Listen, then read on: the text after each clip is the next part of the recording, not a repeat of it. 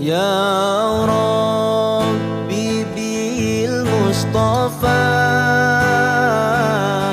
بلغ مقاصدنا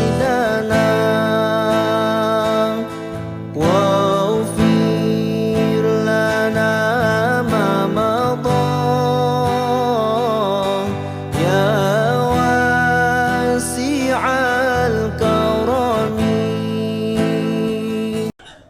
Hadirin jamaah sekalian, kita awali taklim malam hari ini di pekan pertama di bulan September 2024 sebelum pemilu pilkada ya. Sama-sama dengan baca basmalah. Bismillahirrahmanirrahim. Assalamualaikum warahmatullahi wabarakatuh. Alhamdulillahirabbil alamin wassalatu wassalamu ala nabiyil karim Muhammad bin Abdillahil amin. Asyhadu an la ilaha illallah wa asyhadu anna Muhammadan abduhu wa rasuluh la nabiyya wa la rasulah amma ba'du.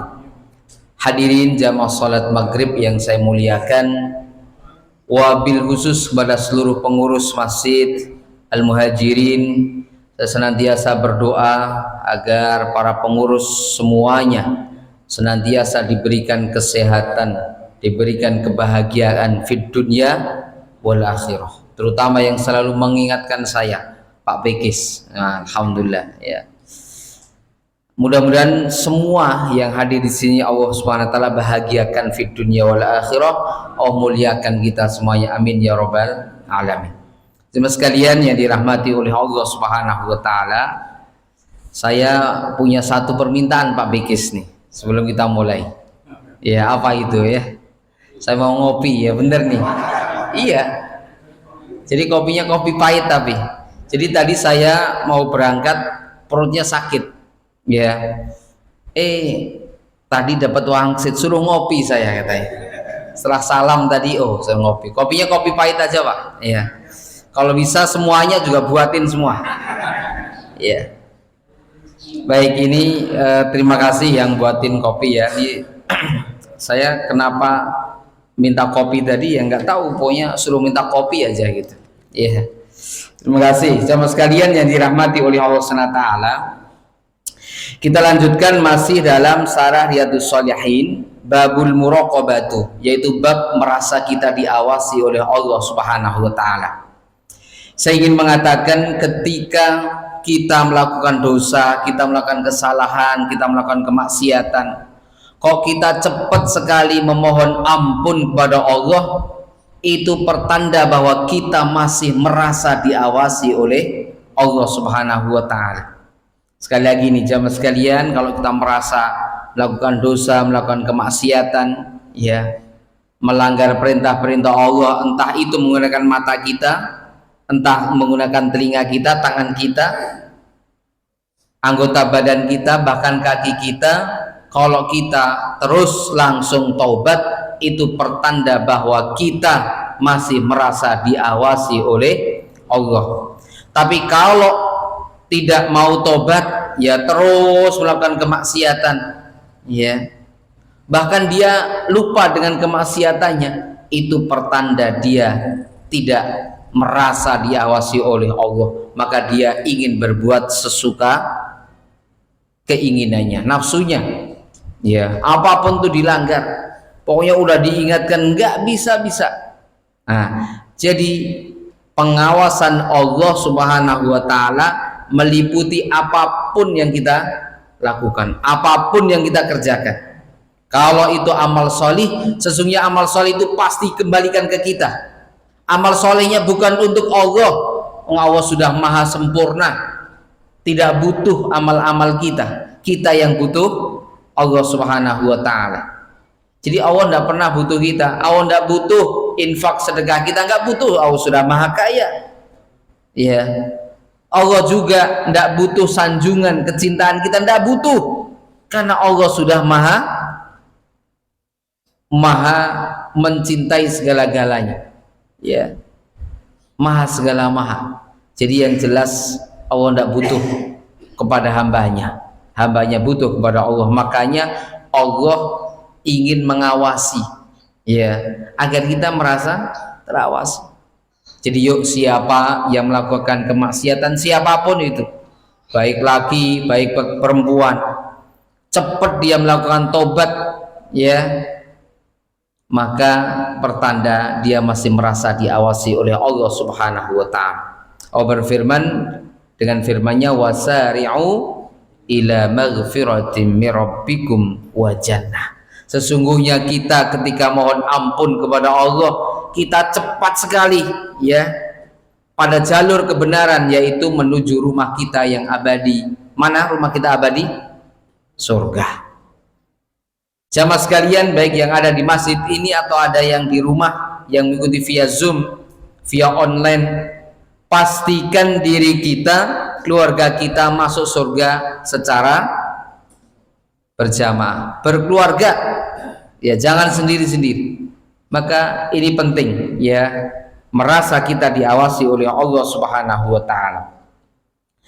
Kita sudah sampai pada rukun iman yang ketiga, ya. Yang pertama, rukun iman kepada Allah ini membuat keimanan kita memuncak, ya. Kita mencintai Allah itu betul-betul hanya melihat dari karya Allah alam semesta aja, kita sudah mengucapkan Rabbana ma khalaqta hadza batila. Kalau misalnya ini lihat apa namanya, janda cantik, boleh nggak mengucapkan seperti itu Pak Bigis? Rabbana ma khalaqta hadza batila. Ya Allah, Engkau ciptakan ini janda cantik ini yang tidak sia-sia. Boleh nggak kira-kira? Boleh, itu ciptaan Allah, iya. Tapi jangan diikuti kemana dia geraknya Pak Begis, ya. Ucapkan itu aja nggak apa-apa. Ya, memang perempuan itu diciptakan untuk menguji. Menguji siapa? Menguji hamba Allah. Wah, Masya Allah, terima kasih. Masya Allah, mudah-mudahan segera diberikan, ya, ganti yang lebih banyak lagi, ya. Terima kasih. Jazakallahu khairan. Jadi jamaah sekalian yang dirahmati oleh Allah Subhanahu wa taala, boleh kita mengucapkan demikian. Karena memang Nabi Adam itu digoda oleh Hawa, ya. Perempuan itu banyak yang menggoda, ya, apapun itu, apalagi malam itu, yang dilihatnya siangnya itu jelek gitu, ya. Jelek itu jelas-jelas keren maksudnya gitu, ya. Malamnya tambah keren banget itu Masya Allah pokoknya gitu. Makanya suruh berlindung, ya, dari Allah, berlindung pada Allah Subhanahu wa taala, diantaranya dari wanita-wanita yang buruk, ya, yang buruk. Jemaah sekalian yang dirahmati oleh Allah Subhanahu wa taala, yang kedua, kita beriman kepada kitab-kitab Allah, dan yang ketiga beriman kepada beriman kepada malaikat Allah, yang kedua, ya. Ya, yang ketiga beriman kepada kitab, sudah belum? Kitab, ya. Dan yang keempat beriman kepada Rasulnya. Kenapa beriman kepada Rasulnya disebutkan terus dalam rukun iman itu? Karena banyak di antara saudara-saudara kita, sahabat-sahabat kita yang meyakini ada Rasul setelah Muhammad SAW. Betul nggak? Ada yang mengakui nggak setelah Nabi Muhammad ada Rasul? Banyak, bahkan ada yang ngaku-ngaku, ya. Yang terbaru itu yang sudah viral kemana-mana itu namanya Mama Gufron. Nah, ini sudah viral, ini sengaja dipelihara, ya, nggak tahu yang melihara siapa itu, ya. Oleh karena itu ada di antara saudara kita yang meyakini ada Rasul setelah Nabi Muhammad SAW. Maka ini dipertegas di dalam muraqabah Allah Subhanahu wa taala, ya, dipertegas. Iman betul kepada Nabi dan Rasul enggak, termasuk mengimani bahwa Nabi Muhammad SAW itu adalah khatamul anbiya'i wal mursalin, sebagai nabi terakhir dan juga rasul terakhir. Ya, makanya disebut khotam. Khotam itu artinya cincin yang melingkar. Ya, itu namanya apa? Khotam.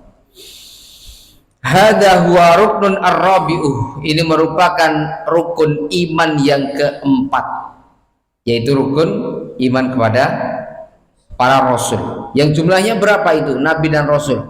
Banyak. Yang wajib kita ketahui 25. Ya, makanya ini masuk dalam rukun iman, percaya kepada rasul, beriman kepada rasul dan nabi yang jumlahnya 25 serta wajib untuk dihafalnya. Ya, daripada menghafal yang 25 atau mau menghafal yang 13, kira-kira mau hafal yang mana? 313 nabi dan rasul, ya, atau mau menghafal yang 25 kalau zaman sekalian? 25 ya, tapi hafal nggak pertanyaannya? Maksudnya dihafalkan ya, gitu. Terus berusaha kita. Atau menghafal yang lebih banyak. Total nabi dan rasul seluruhnya 124.000. Ya, 124.000 nabi dan rasul. Ah, ini kalau mau dihafalkan silahkan itu. Ya. Tapi ada yang hafal itu loh, 124.000, ada yang hafal. Ya, kan ada yang mencatatnya ya, masya Allah. Ar-rasulu humul bashar alladzina arsalahum subhanahu wa ta'ala ilal khalqi wa ja'alahum wasitatan bainahu wa baina ibadihi fi tablighi syara'ihi. Rasul itu mereka manusia biasa, ya, namun mereka diberikan oleh Allah Subhanahu wa ta'ala keistimewaan, ya. Allah Subhanahu wa ta'ala utus kepada makhluknya dan dijadikan sebagai perantara. Wasitotun itu adalah perantara antara Allah Subhanahu wa ta'ala dengan hambanya.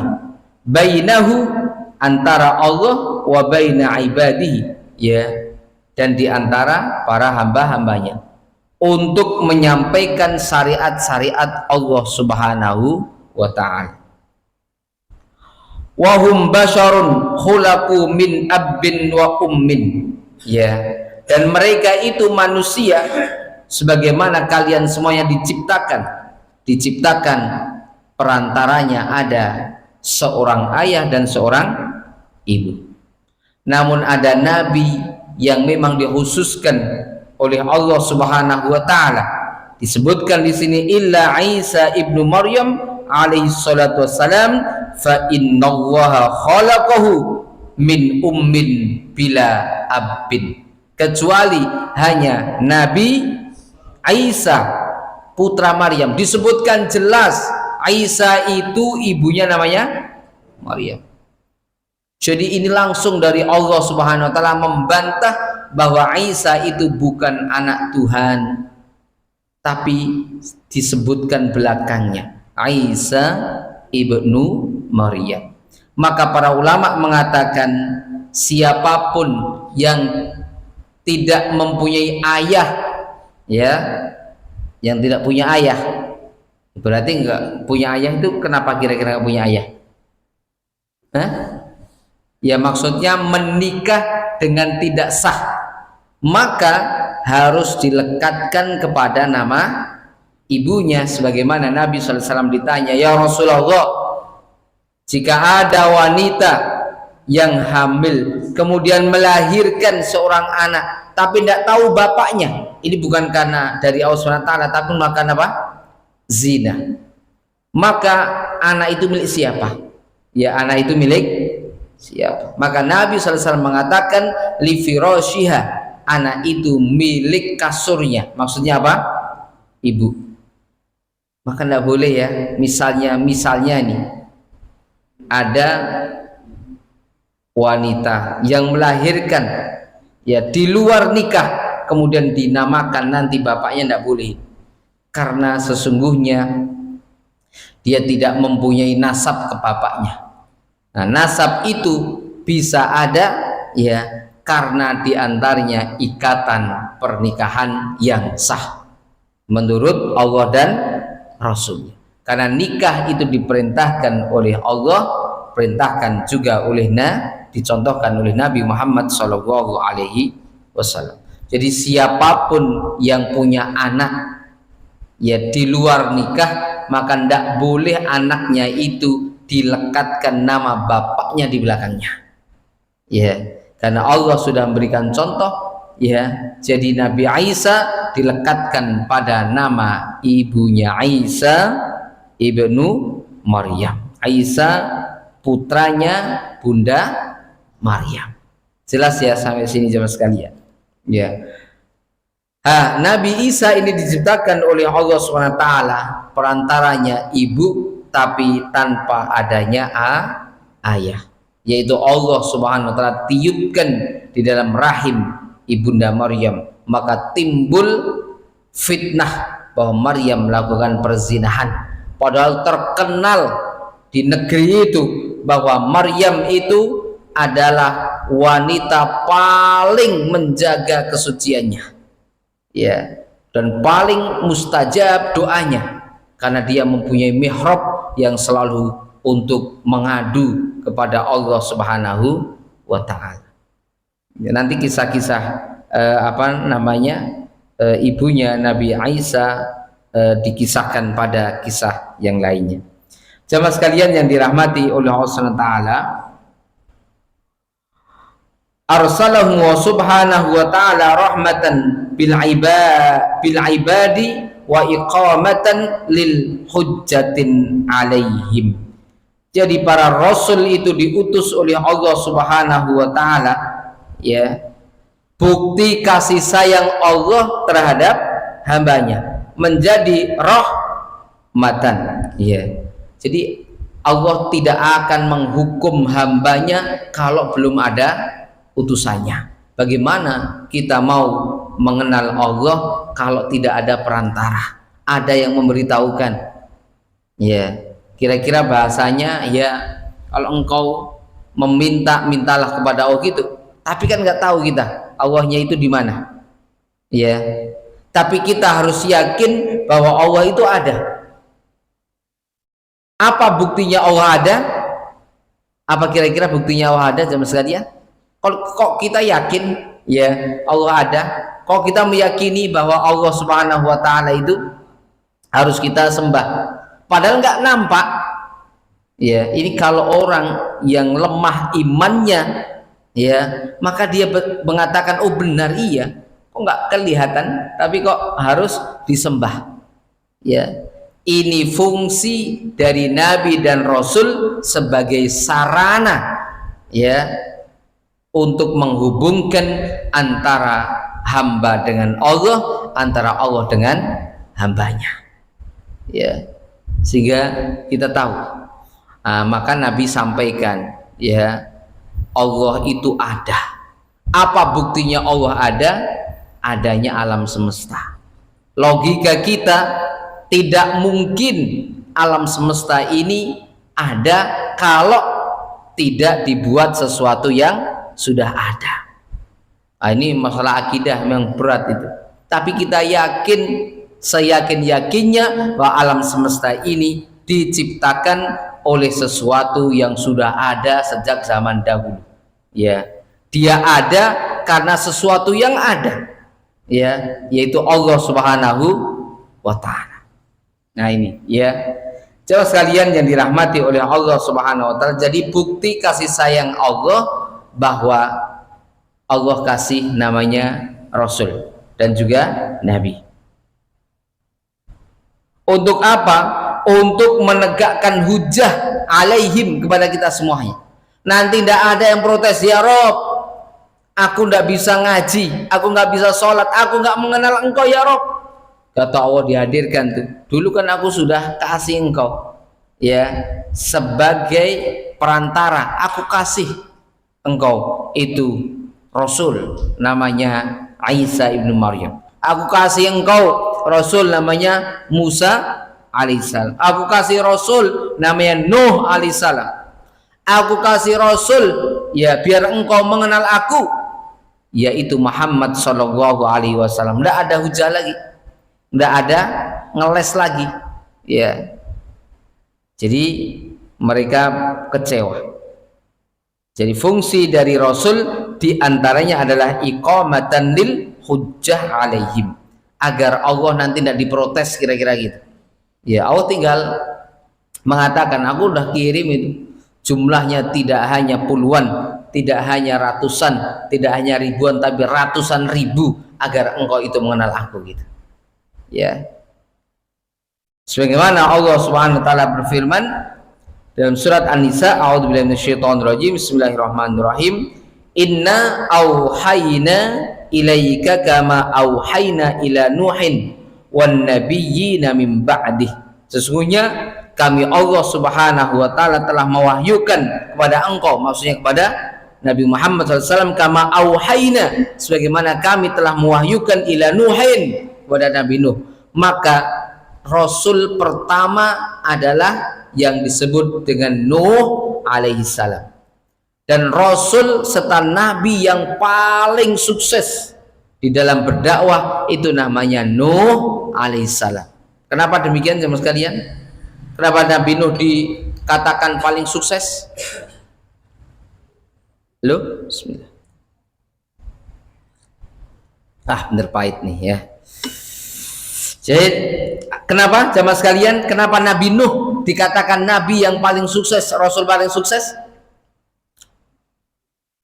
Halo jamaah sekalian, ada kan yang ngaji? Ada ya. Kenapa? Karena Nabi Nuh jamaah sekalian yang dirahmati oleh Allah SWT, itu tidak ada satupun pengikutnya yang kafir. Ya, orang-orang kafir mati semuanya, dimakan oleh apa? Banjir. Ya, kan doanya Nabi Nuh, la tadhar al-ardi minal kafirina dayyara. Ya, jangan sisakan satupun manusia, hamba engkau di muka bumi ini, ya, dari orang-orang kafir. Orang-orang kafir mati semua.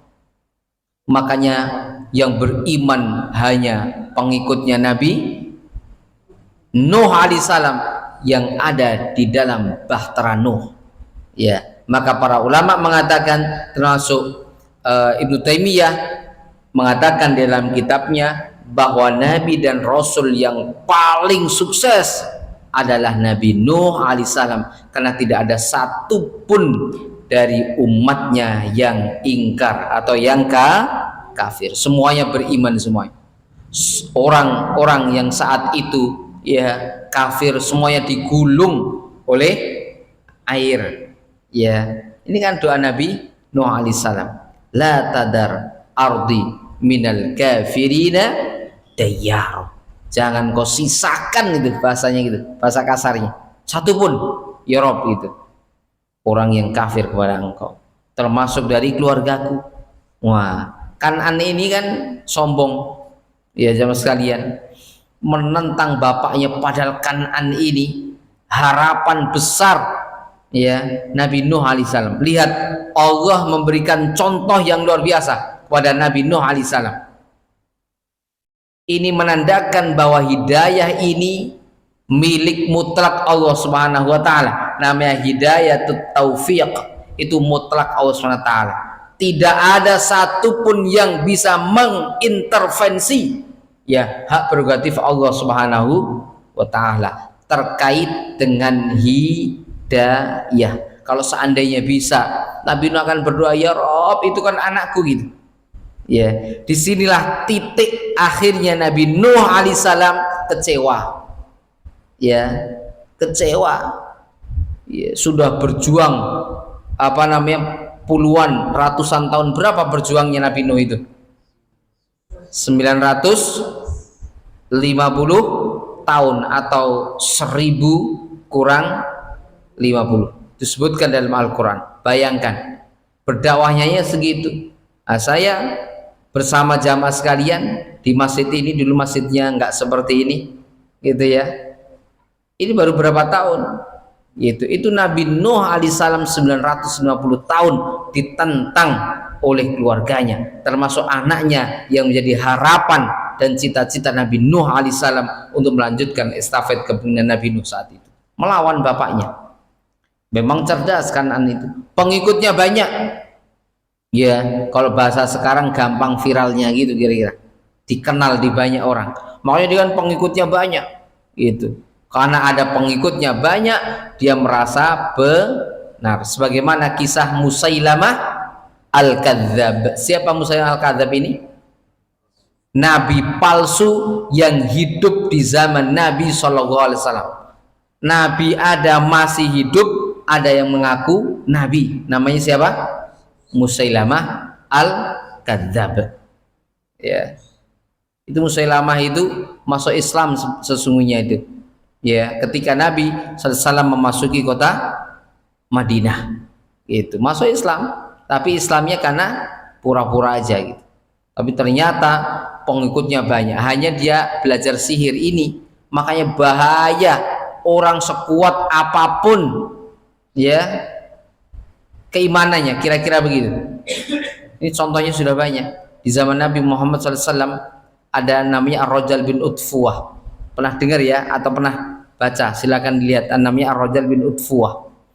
Ini sahabat Nabi Shallallahu Alaihi Wasallam, ikut perang, tidak hanya sekali dua kali perangnya. Perang pertama, perang Badar, perang Uhud, ikut itu perang. Bahkan disinyalir sudah hafal Quran, dan bahkan ribuan hadis dihafal langsung dari Nabi Shallallahu Alaihi Wasallam. Bergantilah Nabi Sallallahu Alaihi Wasallam wafat, kemudian diganti oleh siapa? Abu Bakar As-Siddiq radhiyallahu an, dan Abu Bakar As-Siddiq radhiyallahu an pertama kali menjabat ini langsung diingkari banyak orang. Nabi saja setelah wafat beberapa hari ada orang yang mengikrarkan dirinya sebagai Nabi, bahkan ditentang itu, nggak mau bayar apa? Zakat, terkenal kan itu, maka diperangi semuanya ya. Kan Abu Bakar As-Siddiq radhiyallahu an memimpin hanya 2,5 tahun ya, tapi memberesi internal dulu itu. Wow, luar biasa itu kisahnya ya. Abu Bakar As-Siddiq radhiyallahu anhu itu punya sahabat namanya Ar-Rajal bin Utfuwah. Akhirnya dia minta kepada Abu Bakar, sehingga cerita, ya Abu Bakar, izinkan aku untuk mendakwai itu Musailamah Al-Kadzab. Wah gitu ya, Musailamah Al-Kadzab. Tadinya Abu Bakar ragu, karena memang luar biasa kekuatan Musailamah Al-Kadzab. Selain punya pasukan, dia itu punya sihir, dan sihirnya itu amat sangat hebat sekali. Makanya banyak orang ketipu gitu. Akhirnya karena didesak terus ya, Ar-Rajal bin Utfuwah itu berangkat diizinkan. Alih-alih mendakwai malah ngikut itu ya, apa namanya, kepada Musailamah Al-Kadzab. Ini berawal dari sebuah hadis Nabi Shallallahu Alaihi Wasallam ketika para sahabat ridwanu ajma'in berkumpul bersama Nabi. Nabi mengatakan begini, nanti ada dari sahabat-sahabatku, bayangkan, sahabat-sahabatku ini yang gigi gerahamnya di akhirat nanti segede-gede gunung Uhud, gigi gerahamnya itu ya, gigi gerahamnya segede apa? Segede-gede gunung Uhud itu.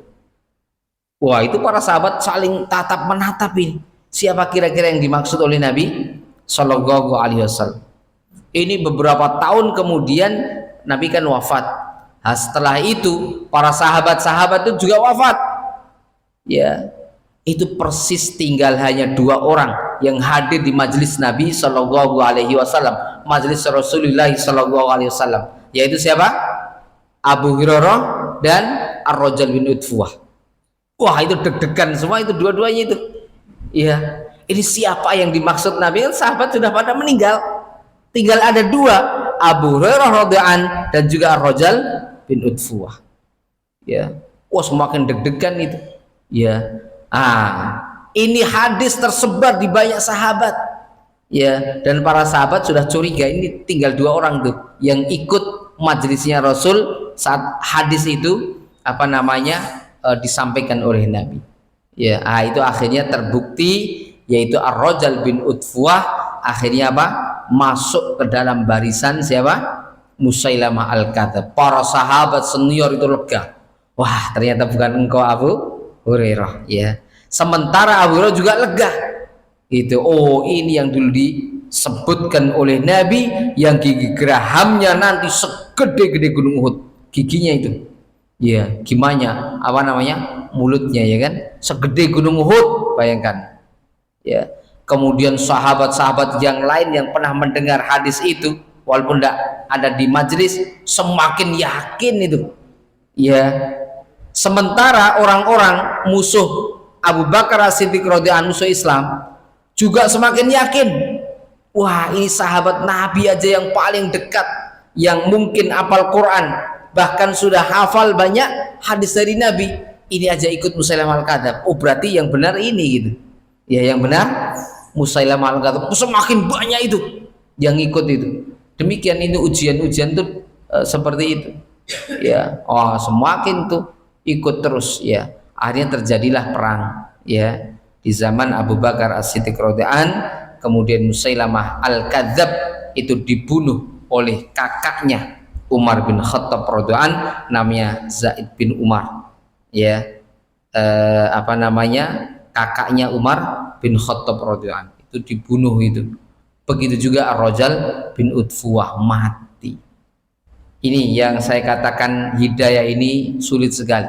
Maka hati-hati betul itu hidayah ini. Jaga betul itu, ya. Dengan cara apa menjaganya? Ibadah yang benar, ya. Atau bahasa pesantren disebut dengan al-aqidah as-sahihah, ya, belajar akidah yang benar-benar lurus gitu. Karena ada sahabat yang belot juga, ya. Itu sahabat Nabi, sudah bersama Nabi, berjuang bersama Nabi, tapi di akhir hayatnya menjadi su'ul khotimah. Nah ini sudah, ini kalau nggak percaya lihat tuh, buka di googling itu, Ar-Rajal bin Utfuwah, kisahnya ada, ya. Jemaah sekalian yang dirahmati oleh Allah SWT, jadi tugas Nabi Shallallahu Alaihi Wasallam, para Rasul itu, ya, termasuk Nabi Muhammad Shallallahu Alaihi Wasallam, dikasih oleh Allah SWT wahyu. Fungsinya adalah sebagai hujah nanti Allah Subhanahu wa taala, ya. Wan nabiyina min ba'di, dan nabi-nabi setelah Nabi Nuh juga semuanya dikasih, ya, oleh Allah Subhanahu wa taala, namanya wahyu. Qauluhu rusulan mubasysyirin wa mundhirin. Di antara tugas rasul itu memberikan kabar gembira, ya. Jadi nabi ini memberikan kabar gembira tapi juga memberikan peringatan. Wa mundzirin, ya, memberikan apa? Peringatan. Enggak boleh melanggar perintah Allah, enggak boleh melanggar janji Allah. Jadi kita ini ada perjanjian sama Allah, namanya mitsaqon, dan ini semuanya termasuk Bani Israel. Nah, sebutkan dalam surat Al-Baqarah ayat 83 persis itu. Allah pernah, ya, melakukan perjanjian kepada Bani Israel, tapi kebanyakan Bani Israel itu ingkar. Wa qalilam, ya, wa qalilum, sedikit dari mereka, ya, minhum, ya, yang beriman. Tapi ada Bani Israel itu yang juga beriman. Nanti silakan ya dalam surat Al-Baqarah 83. Rusulan mubasysyirin wa mundhirin li'alla yakuna linnasi 'ala wa hujjatum ba'da rusul. Bahkan Al-Qur'an mengatakan tidak ada nanti protes lagi sama Allah, itu enggak ada. Engkau tidak bisa berhujah, ya, engkau nggak bisa berargumen, ya, karena sudah diutus Rasul. Itu fungsi Rasul itu. Maka kita harus beriman 100% yang dibawa Rasul itu betul dari Allah Subhanahu wa taala, ya. Walaupun Allah mengatakan wa ma yantiqu anil hawa, Nabi itu tidak mungkin, tidak pernah berbicara dengan hawa nafsunya, karena semuanya masuk dalam kategori hadis.